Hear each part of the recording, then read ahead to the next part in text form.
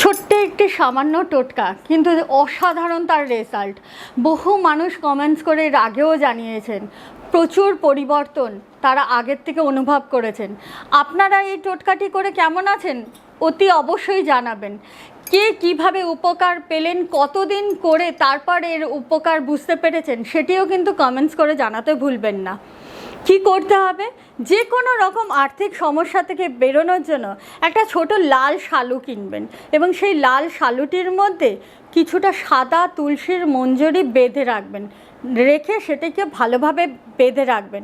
আর বাঁধার সময় আপনার ইষ্ট দেবদেবীর নাম স্মরণ করে মনের ইচ্ছে অর্থাৎ আপনার আর্থিক উন্নতির কথা জানাবেন এবং সেটিকে আপনার টাকা পয়সা যেখানে রাখেন সেটি ক্যাশ বাক্স হোক বা আলমারির লকার যেখানে হোক আপনি রেখে দেবেন। দেখবেন ধীরে ধীরে সমস্ত আর্থিক সমস্যা থেকে বেরিয়ে এসেছেন।